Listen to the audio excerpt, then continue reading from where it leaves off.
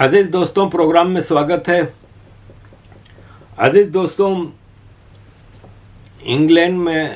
Total England में सरकारी गाड़ियां 86 हैं, 86, जबकि पाकिस्तान में सिर्फ इस्लामाबाद में 90,000 सरकारी गाड़ियां हैं।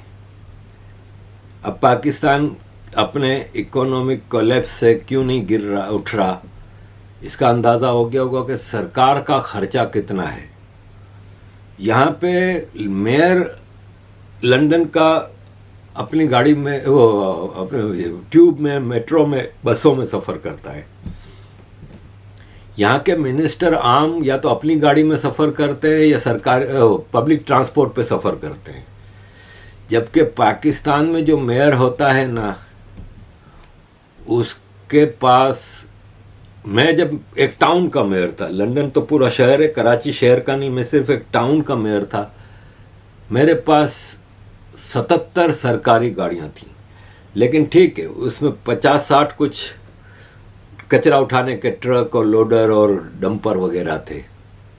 लेकिन सरकारी गाड़ियां जो प्राइवेट ऑफिसर्स वगैरह को दी जाती थी, वो मेरा ख्याल है कोई 25 एक गाड़ियाँ थी, 25-26 गाड़ियाँ थी, एक छोटे से टाउन में, जो मेरे हाथ में था कि मैं किसको दूं किसको ना दूं। एक डिप्टी मेयर को दी हुई थी, सारे ऑफिसर्स को दी हुई थी, छोटे छोटे ऑफिसर्स को। इवन मुझे याद है ग्रेड 7 के ऑफिसर के पास जीप थी। मुझे बहुत बाद में जब पता चला तो मैंने उसको बुलाया, मैंने कहा तुम्हारे पास सरकारी जीप क्यों है? बोला सर मैं वो दौरे पे होता हूँ ना। तो मैंने कहा तुम्हारे पास क्यों है? Sir grade 7। मैंने उसकी जीप ले ली तो मुझे हमारे एमकेएम के हेड ऑफिस से फ़ोन आया कि आपने इससे जीप क्यों ली, ये हमारा कारकुन है। तो मैंने कहा कारकुन तो आधा टाउन आपका कारकुन है, तो मैं सबको गाड़ियाँ देता फिरूँ। ग्रेड 14 वाले भी फिर कह रहे हैं कि जब 7 वाले के पास है तो मुझे भी गाड़ी दो। इस तरह ये करप्शन है। ये तो एक ऐसे ही बात बतानी थी। अजीज़ दोस्तों, एक और बात बता के फिर आगे आता हूँ आर्मी की तरफ। अजीज़ दोस्तों, जर्मनी ने एक लिस्ट निकाली है कि जिसमें बच्चों के साथ सेक्सुअल असॉल्ट, चाइल्ड एब्यूज़ के वाक़यात, top of the list again Pakistan है। मैं कोई भी अच्छी कामों की लिस्ट देखता हूँ ना, तो मैं ढूंढता रहता हूँ, पाकिस्तान कहीं मुझे लिस्ट में मिलता ही नहीं है।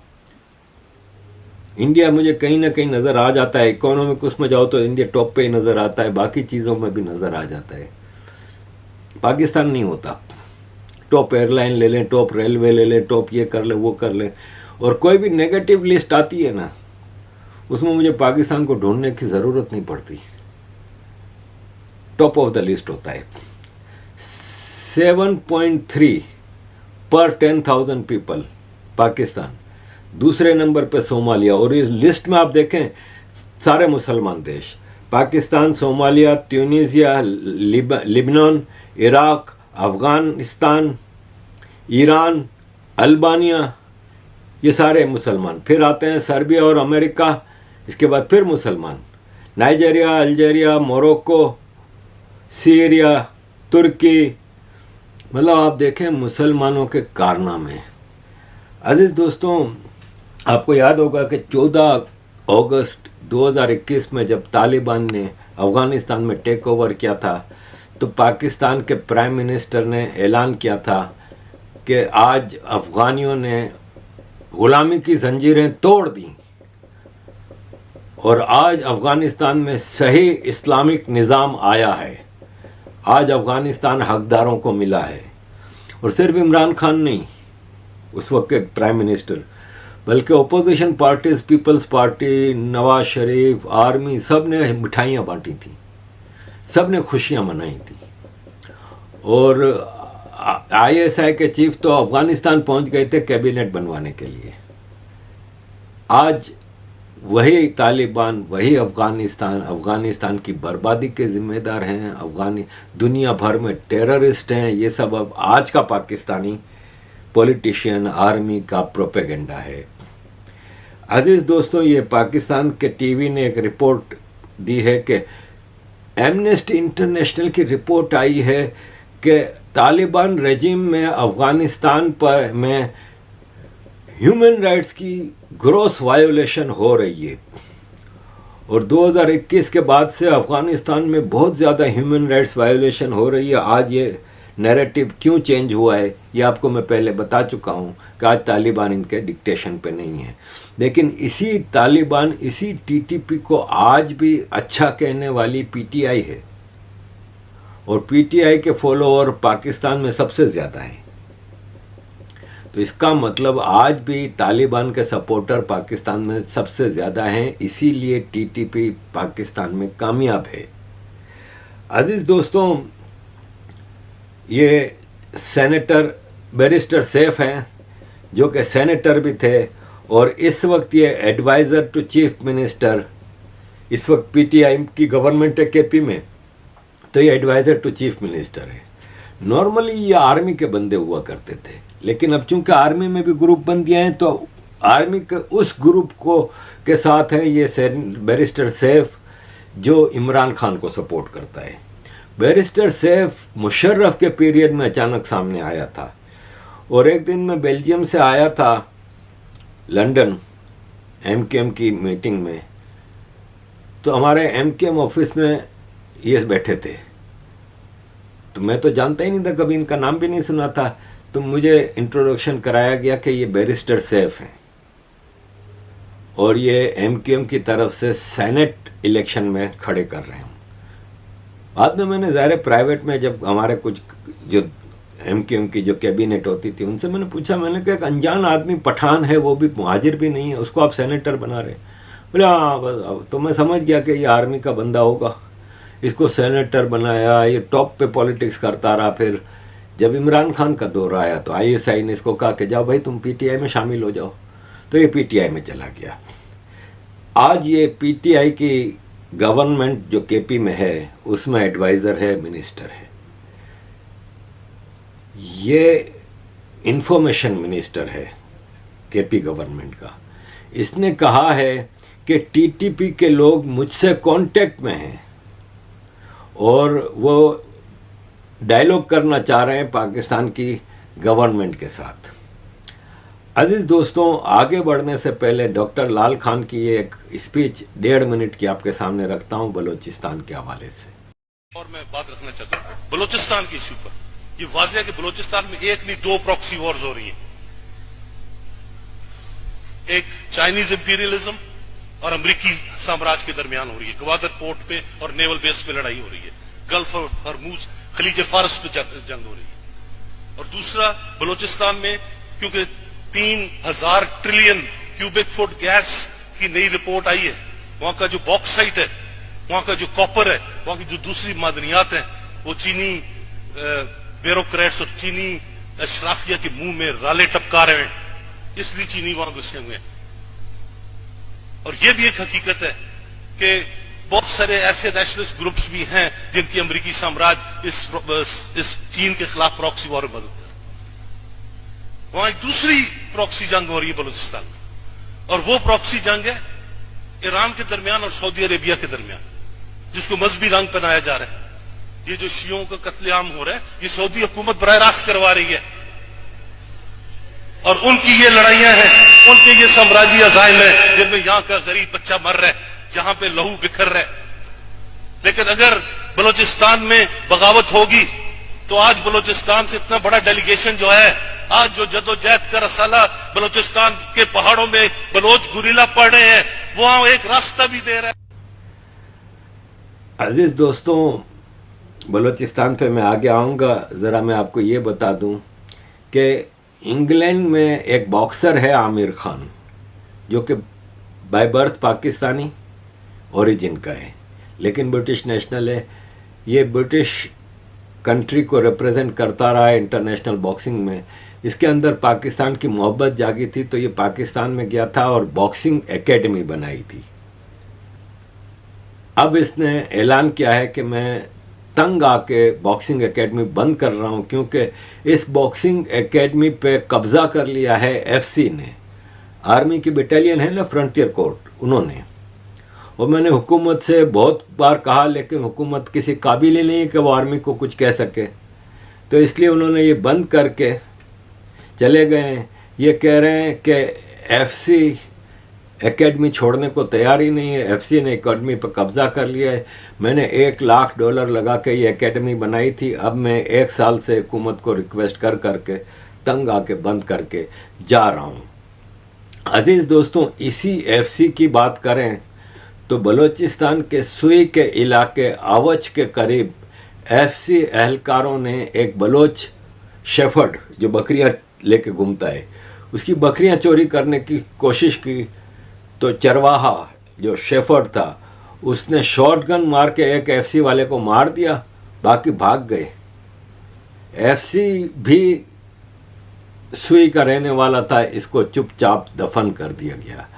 अजीज़ दोस्तों, बात फिर एफसी और बलूचिस्तान और सुई की निकली है। तो इस वक्त बलूचिस्तान की सिचुएशन ये है कि गार्डियन अखबार ने ये रिपोर्ट लिखी है कि मासूम से छोटे बच्चे और औरतें कई सालों से मिसिंग पर्सन, अपने वो लोग जिनको आर्मी घरों से उठा के ले गई थी, उनको गायब हुए हज़ारों ख़ानदान हैं,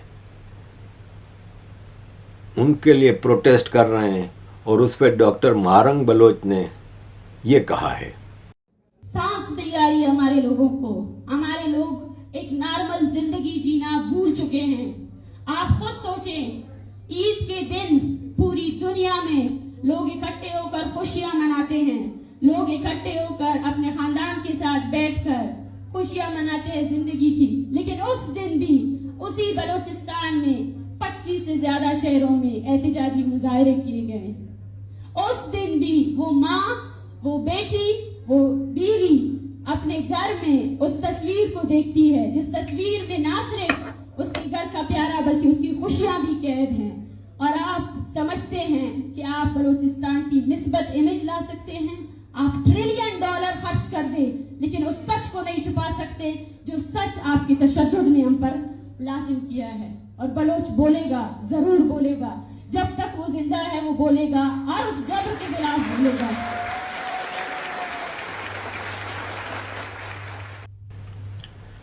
अजीज़ दोस्तों, यहीं पे बात निकली है तो मुझे याद आया कि मैं जब भारत आया था तो मुझे भारत में पोरबंदर में मछेरे मिले थे और काफ़ी सारे मछेरे आए थे और उनका दुख मैं बता नहीं सकता। वो मछेरे मेरे पास ये रिक्वेस्ट लेके आए थे कि हमारे 100-200 के करीब, तकरीबन 196 या ऐसा ही कुछ फिगर था, मछेरे पाकिस्तान की जेलों में हैं और वो गलती से समंदर का बॉर्डर पता नहीं होता समंदर में, तो गलती से क्रॉस कर गए थे तो उनको पाकिस्तान ने पकड़ के जेलों में डाल दिया है। हमारी कोई 700-800 कश्तियाँ, और जो कश्तियाँ हैं ना, जो नाव, जो बोट्स, वो काफ़ी टेक्नोलॉजी में हाई हैं। पाकिस्तान के पास ऐसी टेक्नोलॉजी की कश्तियाँ नहीं हैं।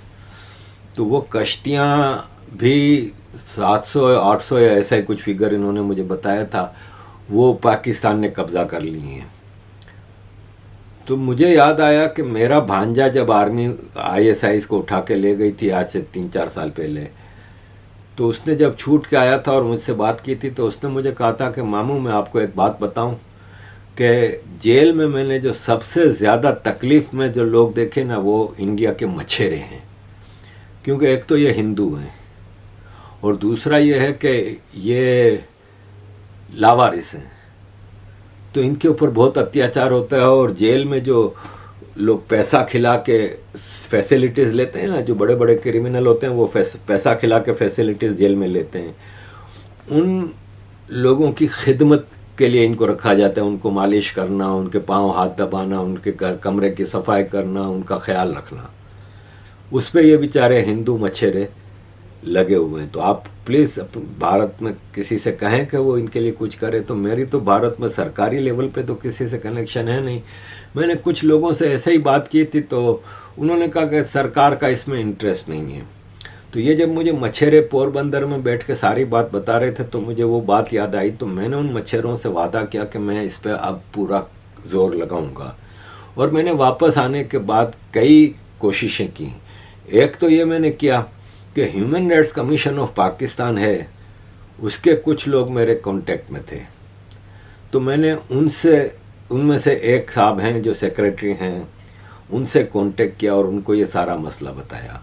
मैंने कहा देखें, ये जो 700-800 कश्तियाँ बंद हैं आपके पास, तो एक एक कश्ती पे कम से कम 8 से 10 लोग होते हैं, तो 7 से 8 हज़ार लोगों का मतलब ये हुआ कि कम से कम 3-4 हज़ार खानदानों का रोज़गार बंद है, क्योंकि कश्ती ही बंद है।